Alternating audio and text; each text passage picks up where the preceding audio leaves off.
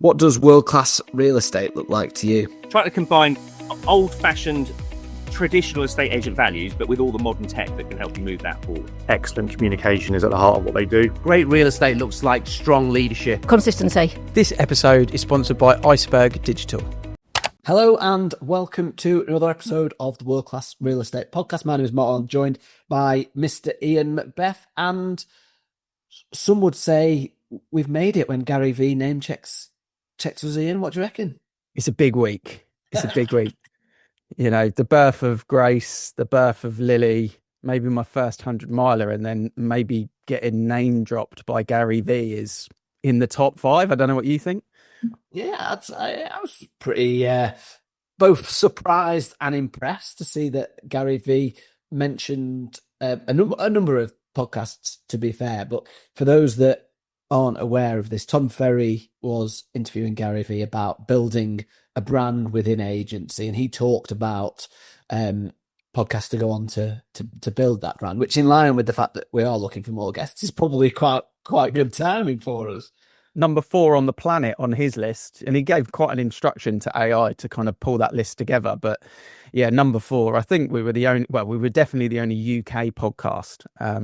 Most of them were kind of real estate, US friendly, but it's quite a cool moment. And actually, we put a plug out there for guests. We have our circle, so we can always get great guests on, but we want to, outside of our kind of circles ourselves, it'd be great to get some people that are listening, or people that are listening that they think someone should be on that maybe aren't on our radar, that kind of have got a lot of talent and skills and experience to share that we just maybe don't know because they're not kind of in our circles. So it does show that actually if you want to really improve your personal brand in a estate agency, a podcast like this is a great place to come on and do that. So we're going to do that today with our guest, share a story of someone that's, been in the games right back to the 2007 credit crunch, done it the hard way, like really, really done it the hard way in year 1, which I'll let him kind of uncover because it's a very insightful story for anyone that's thinking, what's that next step and my career ladder or my journey in estate agency, and some good insight into how things are evolving. And that's what Gary V and Tom Ferry were talking about, really, is, how a estate agency is evolving and embracing it. And yeah, we love talking about that stuff because that's what we're about, is, what comes next in the industry. So yeah, any new evolvement within your business, Mark? Any new skills or things that you kind of been working on over the last couple of weeks? I don't like saying it because it's always what we're talking about, but I'm trying to use AI more and more and training my chat GPT to do more parts of the business. But I've also got a little bit of training that Toby Martin did with Luke that I need to watch in terms of AI. We mentioned it at our mastermind. So a lot of evolvement at the moment seems to be focused around AI and how that can build the business more, or do more for the business to allow the team members more time to do stuff that only the team members can do. So that's one of the things that I'm looking at. The market around here at the moment has been a little bit quieter than we would have expected with September, and I wonder if the budget looming in the background has had something to do with that. But we were comparing it to last year's September market just yesterday, and it's very, very similar. What we have got is a few buyers at the top end of the market coming out of the woodwork, and I think that's a real positive sign of where it could be. But there are numerous markets at work, and I think you need to, at the moment, it's almost like this is one of the estate agent skills, isn't it? Sniff out what's selling and making sure that you're getting those instructions, that you're fighting really hard to win those instructions. There's definitely properties that I want to list now that at the start of the year I could have, sort of take it or leave it. Mm-hmm. And I think that's a real important skills for agents in a pretty much a fluctuating market, I think.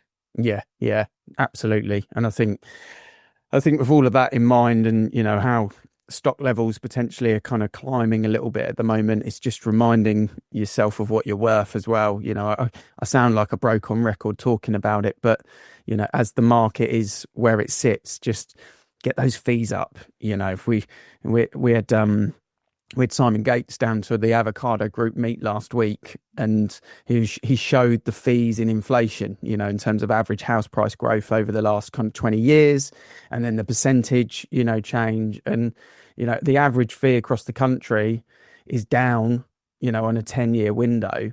And it shouldn't really be, especially with how inflation's been over, the last couple of years since furlough and things like that sort of brought that finance into the economy. So it's just charging those fees that you're worth. Don't be that cheap fee agent.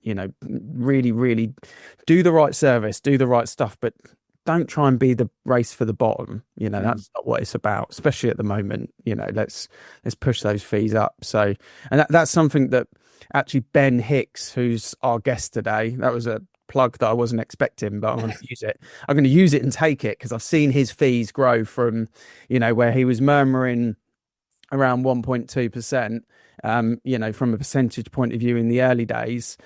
And now I'm seeing his exchanges come through at 1.75, pushing 1.8%. Good chunky fees in the home county sort of area of Swindon, sort of West Berkshire kind of direction. And he's done fantastically well at building his business, and each year actively working on increasing that fee. And I think that's made a big difference to his business. It definitely make a big difference to his business this year. But he's very switched on, family man, one of the nicest, most respectful estate agents I've ever worked, with and partnered with, for sure, over my kind of 22, 23 years in the game. So I'm really looking forward to kind of asking Ben some great questions. And I think the audience will get some super value from having a proper estate agent chat today. So shall we get Ben in? Yeah, let's do it on the ground in fast. Let's get him in. Ben, welcome to Gary V's favourite podcast, the World Class Real Estate Podcast. How are you, bud? I'm very well. And yourself? Yeah, we're good. We're very good. Looking forward to getting stuck into some good value for everyone with yourself. So, yeah, we are kids back to school. We're basically getting into Q4 now. So, yeah, it's going to be an exciting couple of months, I think. You busy in Swindon?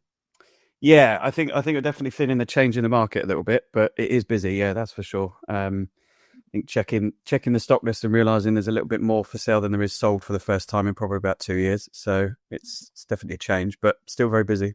Well, we'll dive into that shortly, but Mark has always got his favourite question for every guest. I'm dying to get involved here. Yeah, a proper estate agency chat coming up, I reckon. Ben, what does world-class real estate look like to you? Probably the opposite of what everyone else feels like, and that's the pursuit of truth in a world full of half-truths. Oh, he's thought that through, hasn't he, Mark? I have, yeah. Definitely. Explain, talk to us. What does that mean to you? Well, I think there's no shying away from the fact that our industry has had a bad rep for 20 odd years, maybe even more. I think you alluded it to in your last episode of this, to be fair, Ian. And I think for me, that's what agency is about. It's just trying to actually rip up that rule book and be honest with people rather than the typical estate agency stuff. And it is hard sometimes when you're surrounded by an industry that, I don't know, exaggerates things and etc. So yeah, that's where it comes from for me. So what does that look like in practice? Because that sounds like quite almost like a mission statement, really, Ben, to come out and to be truthful when others aren't. But what does that look like in practice? Can you talk us through a few scenarios where maybe it is difficult, like you suggested, and maybe some of the benefits that you've had of taking that approach? Yeah, I think much like, family life and people that are close to you, if you're treating clients like that, it's difficult sometimes to tell people the truth because it's going to hurt them. And I think in agency, there's a lot of that, particularly with chains and offers not being where they want, or somebody telling them that they don't like their house. And there's a way of sort of saying these things, of course. And I think that, sort of trying to stick true to it, even though you don't want to hurt people's feelings, but that the truth is what they need to hear, not what they want to hear. And I think that's where it becomes a bit difficult sometimes. But other than that, it should be pretty easy to just be upfront and say it as it is. When you think about it, actually, Mark, Ben, we are deliverers of bad news along the way, or we should be often, because you don't just put your house on the market and often sell it to the first buyer at the asking price and, instruct a solicitor and the survey comes back similarly, perfectly, and the mortgage offer's out in 10. It doesn't just work that way. 90% of the time, there's a bit of difficulty along the way, isn't there? And we have to deliver that difficulty. But like Ben says, we're not always great at putting it as it actually is. The honesty that you kind of mentioned there, I guess. You've had an interesting journey in your estate agency career, so it'd be good to just kind of recap, talk about that. How things have unfolded over the years, and now kind of a self-employed agent in your own business, but traditional agent previous. Same as myself. So just talk us through the kind of journey for Ben Hicks, in estate agency. Well, I think much like you said in your last episode, 98% of people fall into it. I did. Yeah. You were working at a gym. I was working at JJB Sports in retail, and wanted to do something different. And I was always told at school that I'd be an estate agent, which never really. Is that a compliment? Pardon? Is that a compliment? Don't know. Depends how the career goes, I guess, doesn't it? I think that becomes a compliment when I retire or not. That's when it. I think it depends if it comes from the maths teacher or the HR or like RE teacher. What level of teacher are they? That's it. Yeah, it was my head of year that said it, and she was the one that kept me in school. Bless her, and I owe a lot to her, to be fair, because otherwise I wouldn't be sat here today. God knows where I would have gone. But yeah, so I went into agency pretty much straight from school, had a little job at JJB, as I said, and then donned my prom suit with my mate in Reading Town Centre one day when I'd had enough of selling extra products for footwear and not getting commission for it. And the idea was actually to go into phone shops, which I did, Car Phone Warehouse and all those sort of good places that don't exist anymore. God, I feel old. And then I walked past one company, and my mate actually turned to me and said, well, why don't you try there? And I said, oh, it's an estate agent. Miss Yates said I'd be an estate agent. I can't do that. And he forced me to go in. I handed in my CV. Much like you said, Ian, on your first interview, it was pretty easy. All I had to do at that point was just basically keep eye contact with the interviewer, and got the job. And then started an agency, 2 weeks before the official credit crunch was announced, was when I started. So that's where I was from there. Was there for quite a few years, tried to sort of go up the ladder, and then had a change, went to recruitment for all of about a month and realized I absolutely hated it because it wasn't the sort of industry that I thought it was going to be. So came back to agency and went to a family run company, less than a corporate, and was there for quite some time. Went from senior neg, I think I started as, to branch manager at 20, which was crazy to me. And then fast forward a couple of years, I was director at 23, managing 100 staff, which was quite scary. So yeah, in a brief nutshell, that's where it was. And then that company sold out to a corporate, and here I am, self-employed, taking the leap and never looked back, really. Do you think going into agency just before the credit crunch, it was quite a good time, actually, in hindsight, because you learned the tough way of doing estate agency? Oh, 100%. We talk about being upfront with people, and I think one of my nicknames, as really bad as it sounded, was equity release man. And that was, call it, yeah, I know. Or the equity release rookie, I think Vince called me. But yeah, those conversations straight out the gate in a credit crunch, calling vendors and sort of not having those conversations of, I've got 6 people that want to view your home at the age of 17, 18. It was the opposite. It was actually, we've not got interest in your home and we need to look at reducing the price or whatever else. So yeah, I was thrown into those conversations really early doors, which I'm pleased about, to be fair, especially looking back now. I wonder why so many people try recruitment as well, when they're kind of like, oh, is the grass greener? And it's like recruitment, Mark, is often, it's IT sales or recruitment. People always have a little dabble over there in estate agency, don't they? I don't just know why. Bizarre, isn't it? Yeah. Yeah, I think the industries are fairly similar, or people from the outside looking in think there's a lot of similarities. I think that is how it works. So, Ben, when you started in agency, was it corporate? And did you leave after selling out to the corporate because things changed? And then talk us through self-employed journey a little bit and how that is going now, and what life is like versus what it was like in the corporate world. Yeah, sure. So started in corporate, yes. That's now, I think they're national now, but at the time they were about 13, 16 offices. And then Is that Romans, Ben? Did you start at Romans? Yeah. I started at Romans in Winnersh, 2007. I saw in the press, actually, Romans are talking about another sale at 800 million. Yeah. Does not surprise me. Yeah, so that's the business model, I guess now. But yeah, having the opportunity under Dale and Pete, in fairness, at that time was very good because they were very strict, they were very structured and rigid. And as a kid from school that wasn't that way, definitely taught me a lot of good things in that. So I mean, my granddad used to call it the army of a state agency in that sense, because it was very structured, very rigid, and I did need that. And then came out of Romans and went to another company that was, as I said, more family based. And as you say, Mark, the reason why I moved on from there was because it sold out, became very corporate, and things changed quite quickly. And be careful with what I say. The person that had been put in place in that company as the managing director, I'd previously worked with, and there was quite a lot of legalities around that, essentially, that I didn't agree with. Two different separate opinions, I guess, separate opinions. And that was when I decided to move on from corporate.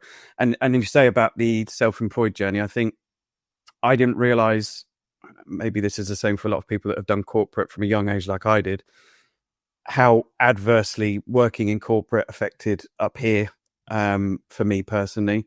Managing people at a young age was tough with no training as well. And you just get thrown into these things, and you do a lot, or I certainly did, going forward in my career without ever really looking back. And it wasn't until I went to self-employed that I looked back and I was like, actually that was quite a lot. So I was glad I was out of it. And I say the difference between the two is I feel more me. I feel more able to do it the way that I want to do it. And freedom is the right word, but in a slightly different context to what you probably think. I think freedom to help clients the way that I want to help people, not freedom to go out and do what I want. It's the helping them in the way that I would, is definitely a big change for me.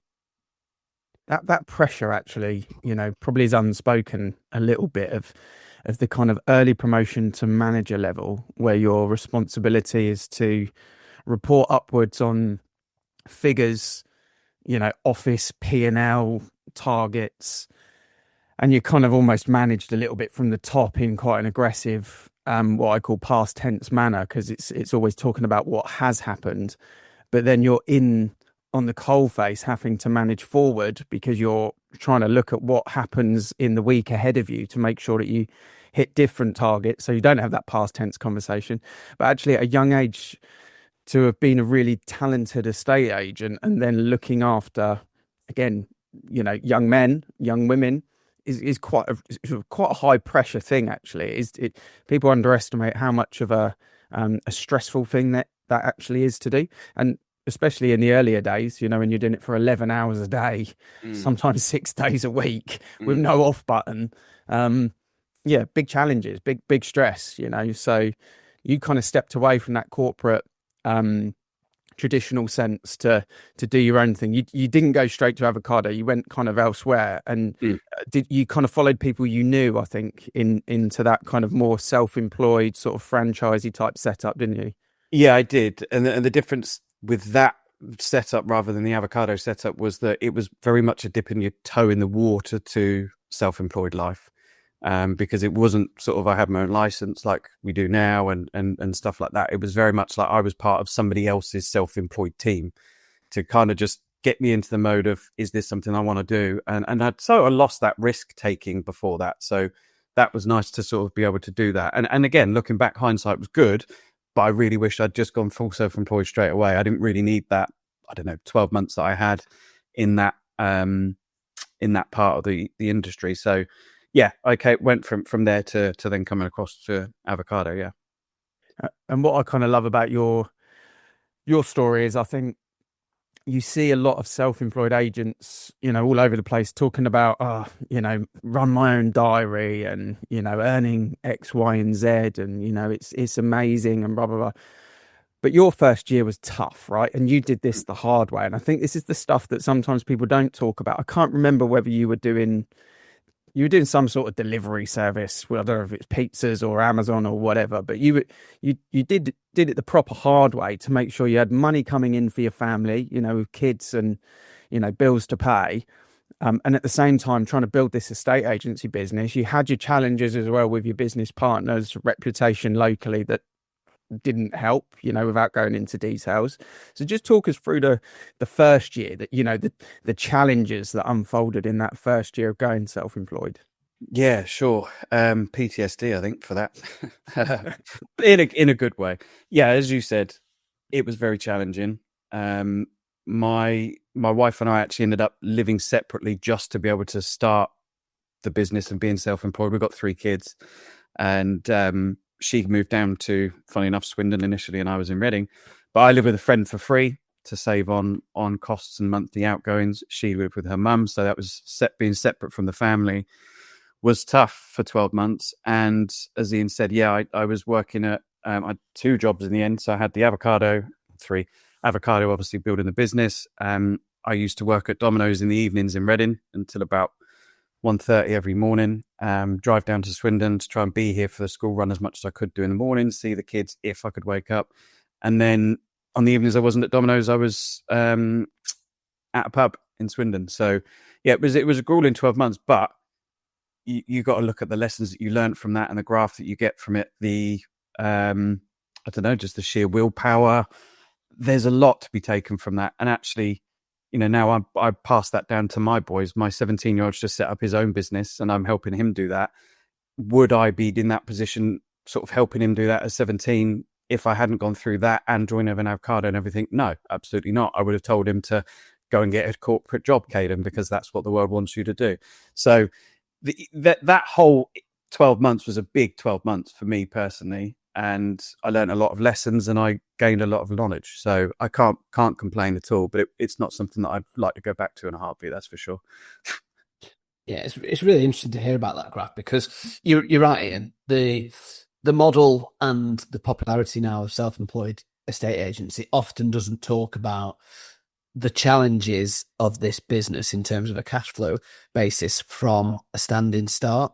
And you're going to burn through all your money in the first 6 months because you're not going to earn in your first 6 months. But I bet that has taught you some really important lessons in terms of keeping costs low, being able to do things perhaps a little bit differently than the standard corporate high street agent or any agent, with that sort of presence. And obviously, as you mentioned, willpower, determination, resilience. Those lessons obviously passed on to the kids as well. I think that's really powerful. But talk us through a couple of the practical business lessons that you learned as an estate agent in those 12 months that have since really been quite powerful for you as you built the business. There's, I think, the honesty came out of that, to be honest with you. Like I'm not saying I was sitting there lying to clients before, I wasn't, but I think I understood the power of it. And to be honest with yourself as well, that's something that I'd learned. My pipeline doesn't always look like it should do. And actually, all these inflations that we used to do of like, yeah, that's an A pipeline, that's an A pipeline. So I think actually that truthfulness actually leads into the business side of it as well, because you have to be honest with yourself and say, my pipeline might look numerically as 100,000, but I do know that 50,000 of that, or whatever it is, isn't actually real sales. And you start to be a bit more realistic and stop inflating things and stuff. So then that was one of the lessons I learned from that, was to just be truthful with yourself as well, actually, about how you're performing and how your business is running, and always look for sort of different ways to advance on that, really. But that was definitely a big thing for me. The efficiencies, Ben, that I think you've learned more in the recent kind of 18 months, because you did go from scraping around thinking, right, this is a slog, to all of a sudden, almost overnight, it just went bonkers. And I was like, wow, Ben's listing more than anyone else in the group here. Like the volume that you actually operate at is a volume that not many, especially the individual agents and self-employed agents up and down the country, I don't think would feel comfortable operating at those volumes. But you've managed to kind of bring efficiencies into your business that allow you to do that. You know, I'm not saying it's crazy volume, but it is a lot for one person. Talk us through some of those efficiencies. You know, how have you used outsourcing, AI, tech, you know, your own skill set? What have you upskilled on to allow you to be able to operate at that volume? Because, you know, this year is going to be an unbelievable year for Ben Hicks, you know, estate agency business. It's going to be serious, like life-changing money turnover for your business, which is amazing to see. And you, as you mentioned, you grafted for it. But what are those efficiencies that you brought into the business to allow you to do that? Well, first of all, on the skill side of things, because I think that was a big part of actually the first year, to be fair, was learning everything. You know, again, that goes back to sort of being honest with yourself. Yeah, okay, Ben, you've done 15 years in the industry, but you don't know everything.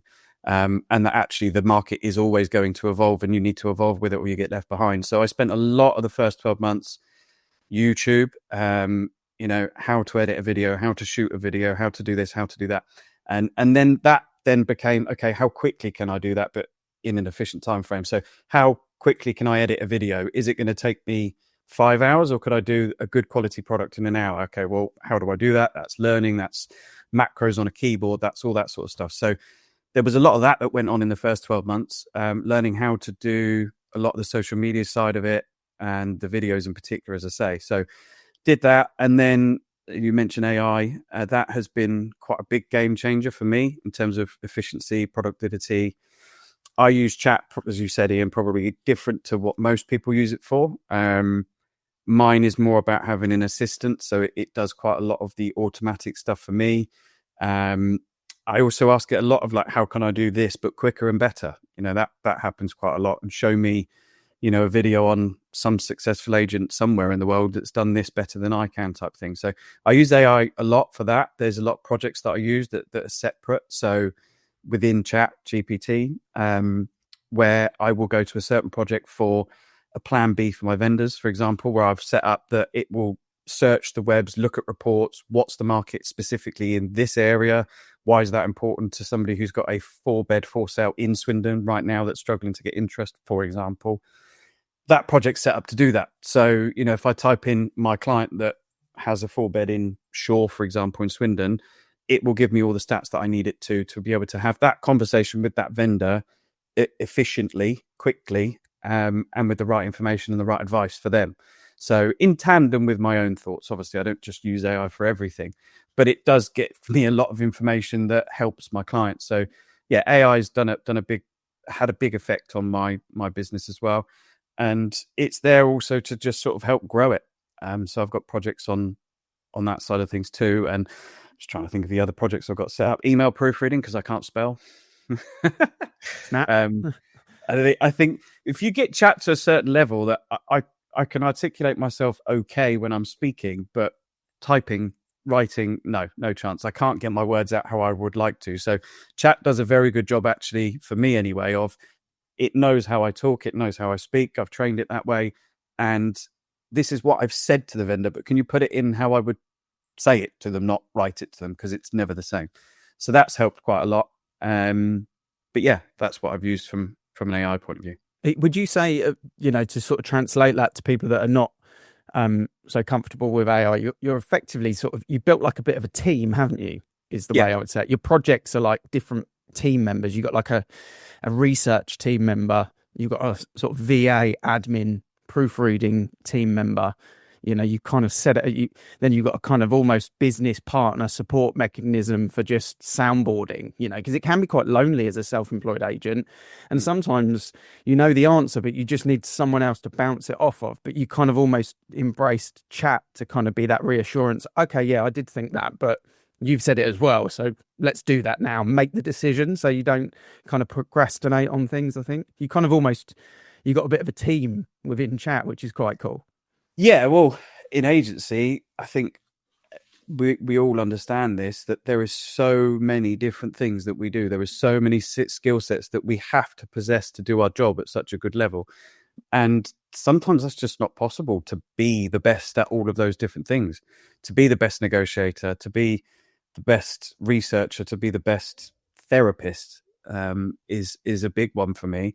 And having an AI model that can actually help with that is great, because it means that I'm leveling up the advice that I'm giving to clients and support, obviously. Yeah, I was going to compare it to having like an assistant to do all of the automated stuff and help you with that, but also like a mentor. I've not heard people asking it to use to upskill them, which is a really interesting one. So I do this, tell me how to do it better, and presumably that's then helped your business processes evolve, and it just builds more and more efficiencies, right? Yeah, 100%. The more you talk to it, the more it learns. And my wife's the total opposite to me. She doesn't even know how to turn on a computer, like at our age even. And we're chalk and cheese when it comes to that. But even she's sort of seen the value in that, because there's a lot of stuff that she'll want to upskill herself in. She's just set up her own business as well. So yeah, that's, I think, just playing around with it, learning it and using it for what's best, really. Yeah, love that. And talking property market, we kind of briefly touched on it right at the beginning, but bringing it right back round full circle. How are you finding the market at the moment? What's the summer been like? What's your expectations as we kind of approach Q4? How do you think the year will end? Kind of budgets obviously due between now and the end of the year as well. What's kind of your expectations short and long term for the market? You've been in it for double decades now. So what's your kind of take on general property market chat at the moment? Yeah, sure. So starting off with what you said about how's the year gone, roller coaster, I think, is the best way to describe it. I've done a stamp duty deadline year before, and it was very much the same. I would say probably a little bit less roller coastery, more of a sort of a year of two halves. But this year's been very up and down. Week to week, the demand can change, it feels like. And, we used to break things down by quarters or seasons. And at the moment, it feels like you could break the market down into weeks and days. So it's been very good, I would say. But in order to continue doing well within this market this year, you have to know your stuff and you have to keep on top of what's going on every day. So chat helps with that, for example. In terms of predictions, take what I want it to be hat off and what I think it will be. I think down in Swindon, at the very least, it's going to continue to be quite flat until the start of next year. I think Ian's already mentioned it. The budget's looming. It's definitely a thing that people are talking about a bit more now. I'm hearing those conversations happening rather than just within the industry. It's more public too. So yeah, I think bit concerned for anyone that's looking to sort of get an extremely high price on their house between now and the end of the year. But next year, I feel that things will change back to a bit more of a normal market, in my opinion. But like we've always said, who's got a crystal ball, I suppose? I could definitely get on board with the week to week fluctuations in the market. I think when you run, when you're not working at corporate level, if you're working at a lower level within the industry, sometimes it can just be one property that goes mad that sends you really busy, or a couple of buyers that register an interest in a few different properties, and suddenly your perception on the market changes. But I said this yesterday. I think the market is really quite unpredictable for that basis. But then it probably is.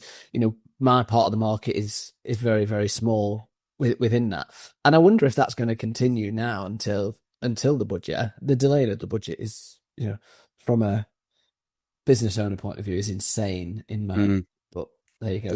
We can't control changes or additions. Yeah, we can't control it. So we've got to work with the market that we've got. Whether it's one good week or one bad week, we'll still make the most of that market, right?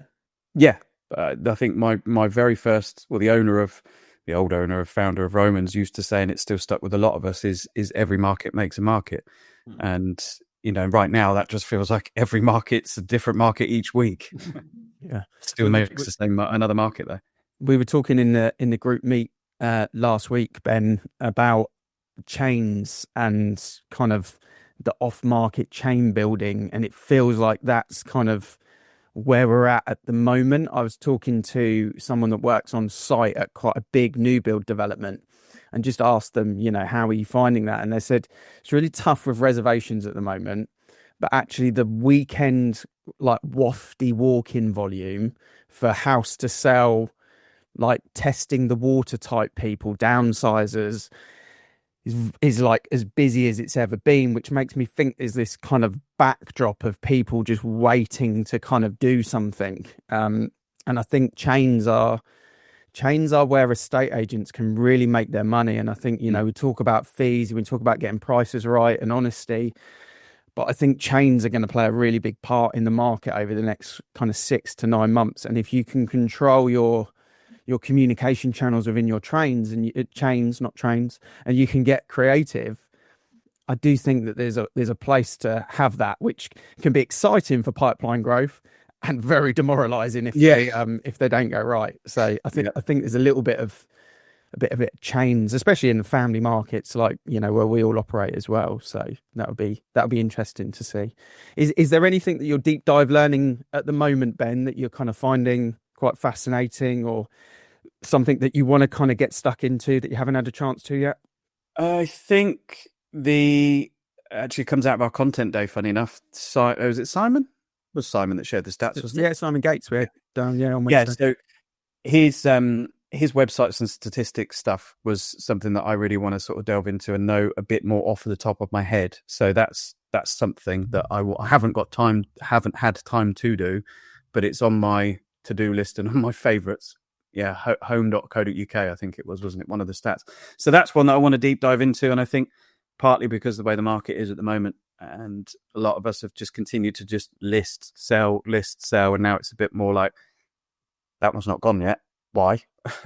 And to not leave it sat there. So that's for me the next upskill, I suppose, is to really understand what's going on locally in greater detail. Savills spend a lot of money on their market research, but you could, with kind of some of the websites that Simon shared, and with your ability to program, you know, an AI project, you could kind of have a Swindon Savills style market research program within AI, you know, that you don't have to pay 10 members of staff like maybe Savills do to set it up, I would have thought.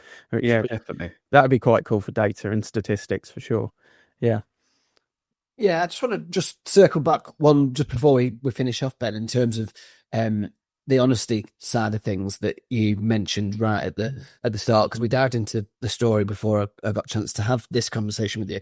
And you mentioned honesty in terms of price reduction, interviewing feedback, offers, and that type of thing. When you're having those conversations with clients, do you think it helps to ask for permission to be brutally honest, either if that's an evaluation or before you deliver what is potentially some bad news in their opinion? And is that something that you do, or do you just blurt it out? I'm more direct, I think, but maybe on valuations I might ask a bit more at that point. But from a client point of view, I think they know that I'm just going to say that, so I don't tend to feel the need to ask for that side of it. But I can see the pluses in doing so. But no, I'd say with clients, it's more of just a case of, look, you know me by now. This is what it is. I think a client said to me the other day, said, "All right, go on then, Ben. I've got my big boy pants on." Yeah, you know, before I can that's good. Anything, because they just knew. I think, but actually, what we don't talk about is how hard it is sometimes to be honest. Not because it's you want to lie, but more so because you don't want to hurt people's feelings and give them the bad news. You know, like Ian said at the start, we're delivering bad news all the time. That is hard. That is hard to do that. And I have to really gear myself up to sort of go, okay, they need to hear it. It's going to be horrible for both of us to talk about it, but we need to do it. And necessary, isn't it? I suppose. We've all had that deep breath moment before you pick the phone up or before you knock on the front door, where you know you're going to have a difficult or professional conversation, as we might say, because that's our skill in agency, delivering direct news in a way that it lands so that they take action on it is an undoubted skill that you gain from years and years of experience, in my opinion. Yeah, definitely so. Yeah, it's an art form, isn't there? In agency, people are surprised, but there's an art form to certain sections of it. You know, negotiating the living room, for example. But that's another one of them that some people are very talented at doing naturally. Some people have to really work towards. Some people just never get it. They just don't have a tact for that communication skill. So it's different in self-employed, but when you're in a corporate or a traditional agency, you can kind of cherry pick who does what part based on who's good at what part. When we're doing kind of ultimately what we do, we have to kind of get good at all of it, really. So yeah, interesting. Now, appreciate your time today, Ben, and obviously, you know, it's definitely been a bit of a privilege from my side of things to kind of see the journey unfold. You've done phenomenally well from the days of dropping pizzas and working in the pub while being an estate agent on the side to now, you know, a proper setup, a big business, you know, and you've done a phenomenal job of educating yourself along the way as well, which I think is probably the big takeaway for estate agents. You know, even if you've been doing it since 2007, 2003, whenever, you know, no one's not able to learn, and no one shouldn't stop learning just because they're experienced. That's probably topical in where we sit at the moment, I would say, Mark, you know, is keep learning, you know, makes a big difference. Definitely. Thank you. Cheers, Ben. See you soon. Thank you. Cheers, guys. Been a pleasure. A massive thank you once again to Ben Hicks for joining us. Ian, a unusual but refreshing answer to our opening question, I think, is one way that I would put it. Not something that I expected, really. No, I didn't know what Ben was going to say. I was looking forward to finding out what he was going to say. But it doesn't surprise me that he used the word honesty in there, because, you know, he's a very respectful, humble estate agent, which is not often what you'd attach to the stereotype of estate agency, is it? So, and I think that's why his clients love him. I think that's why people that have worked with him, you know, will see.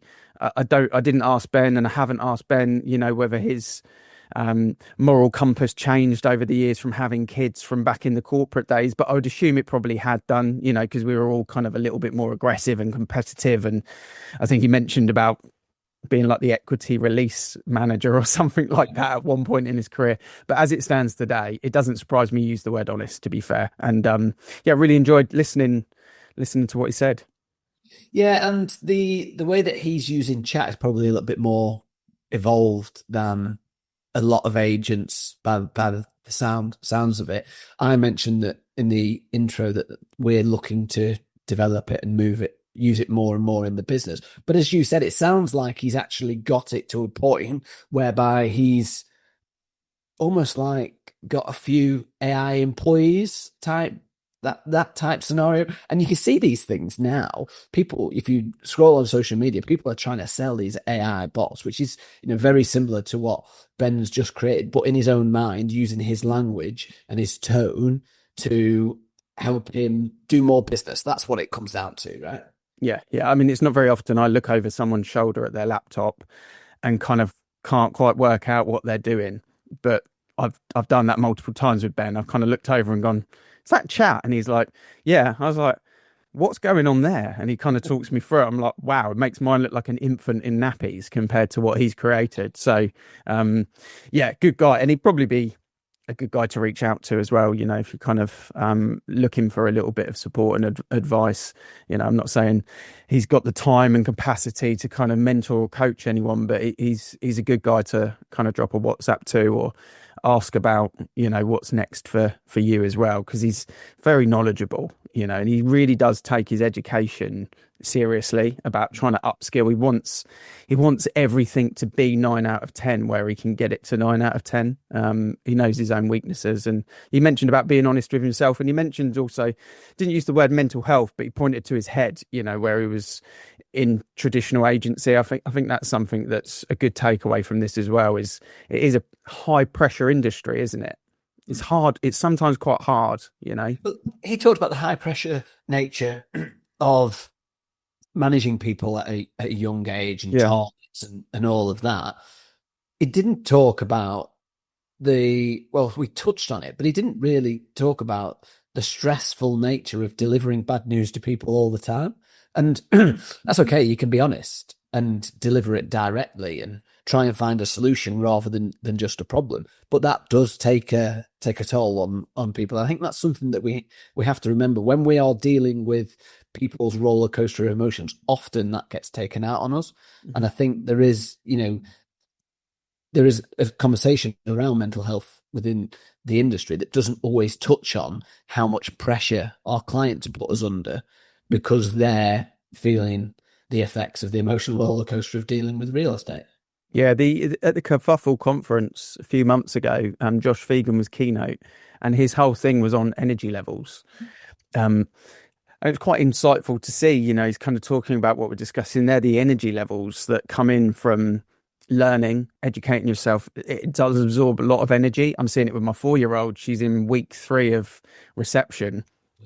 She's doing shorter hours than what she did at nursery, but at nursery, she just played. Now she's learning. She's absolutely wrecked every day.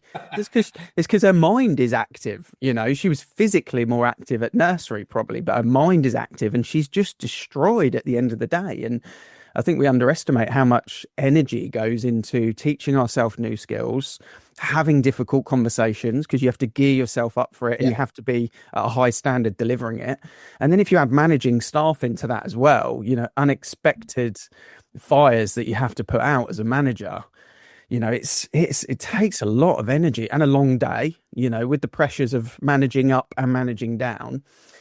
People underestimate sometimes that, and you need that release. You need that kind of rest and relax. You need that R&R. I've learned that with running this year that you need that R&R after these big intense things, and you do in business as well. I mean, shock. Who would want to run the amount of volume that you've run? And I think maybe that was no surprise to most normal people that you do need R&R after running 100 miles back-to-back weekends. Took me 4 years to work that out. Yeah, but I think one of the things that Ben touched on that we've not talked about yet is the hard graft. And it was really refreshing to have a conversation with someone who was quite open about, do you know what? The first year in this was hard. And, hard mentally, hard physically in terms of the fatigue and what have you. But actually, it's a very good point. If you're thinking about starting out as a self-employed agent, or taking a step away from the corporate, starting your own business in agency, whatever it is, you've got to factor in that time lag between earning your money in terms of selling or getting instructed and actually having money in the bank. And if you think it's going to be an easy ride, if you've not got a safety fund or you've not got that money to burn through, then you're in for a very rude awakening. And Ben obviously overcame it by digging deep, working really hard, and is now getting the rewards of that. But if you're just thinking, oh, it'd be right, I'll just plug it, that's not the way this industry works. Yeah. Now, I speak to obviously people all the time that are thinking about making the plunge, and you can feel the energy level and the decisiveness in people. And Ben took the ultimate sacrifice of effectively splitting the family to make it work. What more sacrifice can you take than that to make this work? But because he's done that, the lessons that I've learned, will sit with him and the family forever. It's the ultimate kind of lesson to be taught. But there's a lot of people that I talk to, and I kind of use this phrase that some day is not the 8th day of the week, but too many people use someday as a thing to someday I'll do that. Yeah, I like that. And that I see it all the time with people that are kind of like, oh, I'm just going to wait till I've got another couple of grand, or I'm going to wait till I get my bonus, or I'm going to wait till this, or I'm going to just someday. I'm just going to wait someday. And it's not one of the days of the week. It's not going to come. You have to make the decision on Thursday or Saturday. Yeah. And Ben did it the grafty way, and I'm actually really proud of what he's created, because he's such a good guy, and I think it's nice to see that case study, not just shouting about all of the good, but actually going, no, it was shit for a while, and I've worked hard, and now it's really good, and I think that's a nice story.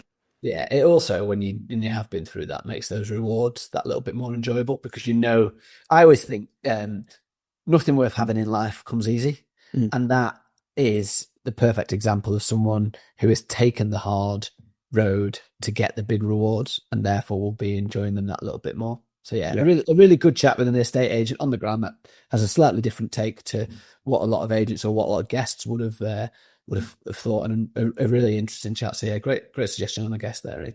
And just an insight, if you're still listening, subscribe, because I am talking to someone in the conveyancing space that's going to come on as a guest. If not next week, then maybe the following week. So we can get someone in to talk about conveyancing and talk about that and how that's going through the eyes of not necessarily conveyancer, but someone that handles conveyancing from a panel perspective. So I'm quite excited for that conversation. So if you've got questions for someone that's in conveyancing and you're an estate agent, Questions, not abuse. yeah, not abuse, not abuse. It'll be a friendly conversation, but I'm excited to bring it to the party because it's something that definitely people want to talk about and listen to. So, and I would imagine it'd be quite insightful through not the eyes of an estate agent, but someone in that space. So that's coming soon. So don't forget to hit that subscribe button so you get the notification when it's live. Yeah, great learnings as always. Massive thank you once again to Ben for joining us. As you know, we do this because we love our industry. We want to see it improve and get better. If you have enjoyed today's episode, please share it out on social media. Massive thank you once again to Ben. Thank you to Iceberg for sponsoring this week's episode, and we'll see you again next week.